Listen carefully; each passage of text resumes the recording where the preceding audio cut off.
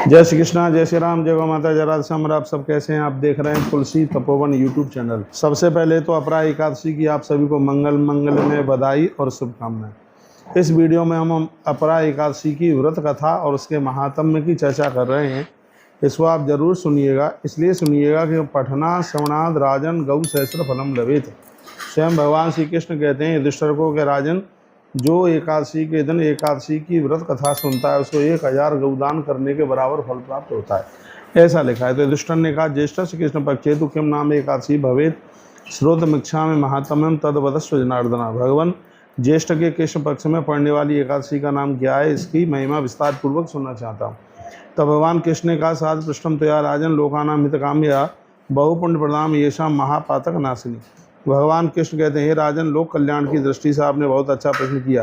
ये एकादशी बहुत अधिक पुण्य प्रदान करने वाली और महापातकों का नाश करने वाली है। इसका नाम अपरा एकादशी है। अपरा नाम राजेंद्र अपरा पुत्रदायिनी लोके प्रदाम याति अपराम यस्तु सेवते। यह पुत्र प्रदान करने वाली है। अपरा का व्रत करने वाला मनुष्य संसार में प्रसिद्धि को प्राप्त होता है। ब्रह्म हत्या जैसे महापातक दूर हो जाते हैं। यदि किसी की शादी एक गोत्र में हो गई है तो अपरा एकादशी का व्रत करने से उसका दोष समाप्त हो जाता है। गर्भपात कराने वाले, दूसरों की निंदा करने वाले, दूसरों की स्त्री में आसक्त रहने वाले ये महापापी भी इस व्रत को करने से पवित्र हो जाते हैं। अपरा का व्रत करके व्यक्ति निष्पाप हो जाता है, इसमें कोई संशय वाली बात नहीं है। लिखा है, अपरा सेवनाद राजन विपापमा भवत द्रोहम कूट साक्षम कूटमानम तुला कूटम करोतिया।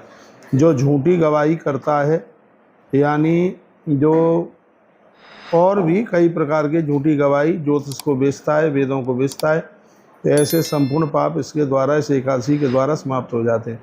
हे राजन, अपरा एकादशी का सेवन करने से सभी निष्पाप हो जाता है। व्यक्ति जो क्षत्रिय छात्र धर्म को त्याग कर युद्ध से पलायित कर जाता है वह भी इस एकादशी के द्वारा पवित्र हो जाता है। जिस ब्राह्मण ने वेदों को बेच दिया है वह भी इस 11 के करने से पावन पवित्र हो जाता है।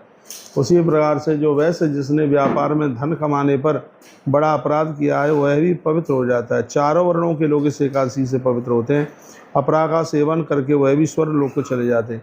जो विद्याध्ययन करने वाला शिष्य अपने गुरु की निंदा करता है वह भी इस एकादशी के द्वारा नरक जाने से बच जाता है। अपरा एकादशी की महिमा बहुत ज़्यादा है, सभी को सदगति देने वाली है। इसलिए हे राजन, अपरा एकादशी का महात्म्य बहुत ज़्यादा अद्भुत है। काश्यामित प्राप्ते पुण्यम प्रागे मननाद व्यायाम पिंडदानेना पितृणाम तृप्तदो यथा। इसकी महिमा ये है कि मकर राशि के सूर्य के होने पर प्रयाग में मनुष्यों को जिस फल की प्राप्ति होती है, ग्रहण के समय में काशी में स्नान करने से जिस फल की प्राप्ति होती है, जिस तरह गया में पिंडदान करने से पितरों की तृप्ति होती है, सिंह राशि के गुरु होने पर गौतमी नदी यानी नासिक में कुंभ लगता है, स्नान करने का जो फल प्राप्त होता है। कन्या राशि के गुरु के होने पर कृष्णा वेणी में स्नान करने से वो फल प्राप्त होता है। अपरा एकादशी का व्रत करने से वही फल प्राप्त हो जाता है। कुरुक्षेत्र में सूर्य ग्रहण के अवसर पर हाथी घोड़ा दान करने से, सोना दान करने से फल प्राप्त होता है। वही फल अपरा एकादशी का व्रत करने से प्राप्त हो जाता है। यद फलम समाप्नोति कुरुक्षेत्र रविग्रहे गजास्व हेम दानेना यज्ञम कृत्वा सदक्षिणा, वही फल प्राप्त हो जाता है। उसी तरह का फल अपरा व्रत का सेवन करने से प्राप्त होता है। कहा गया है कि ब्याहती हुई गाय जिसको दो मुखी गैया कहते हैं, उसका गौदान करने से जो फल प्राप्त होता है, अपरा एकादशी का व्रत करने से वही फल प्राप्त हो जाता है। यह भी इस ग्रंथ में वर्णन किया गया। प्रसिद्ध सूताम गाम दत्ताम स्वर्णम वसुनाम तथा। फिर कहा, यह एकादशी पाप रूपी अंधकार को मिटा देती है और उसको मिटाने में सूर्य के समान है। तो इसलिए सजग समझदार व्यक्ति को अपरा एकादशी का व्रत अवश्यमेव करना चाहिए। इस एकादशी में त्रिविक्रम यानी भगवान वामन की पूजा होती है। भगवान वामन की पूजा होती है और इसकी एकादशी में राजा बलि की कथा का वर्णन किया गया, जो कि आपको ने कई बार सुनी है, इसलिए मैंने इसका महात्म्य ज़्यादा सुना दिया है। कथा उस प्रकार से आपको विस्तार से नहीं सुनाई है, क्योंकि राजा बलि और भगवान वामन की कथा आप सबको पता है। पदान त्रीन दैतेन्द्र संहितानि पदामम। भगवान वामन, भगवान नारायण ही वामन बनकर राजा बलि के दरवाजे पर पहुंचे और 3 पग धरती मांगी। जब राजा उसको देने में सक्षम नहीं हो रहा था तब भगवान ने राजा को बंदी बनाया। तब उनकी पत्नी आकर के रोई और प्रहलाद जी भी चल कर के आए और उसे मुक्त कराया गया। 3 पग धरती में उसने अपना सब कुछ दे दिया। तब भगवान ने अति प्रसन्न होकर के उसको कहा अब तुम हमसे मांग लीजिए। तब कहा जाता है यह एकादशी की कथा देव सोते हैं तब भी वामन भगवान की कथा सुनने की बड़ी महिमा है, और अपरा एकादशी में भी इस कथा को सुनने की बहुत बड़ी महिमा है। भगवान ने चातुर्मास उनके यहाँ किया, स्वयं माता लक्ष्मी उनके दरवाजे पर पहुंची।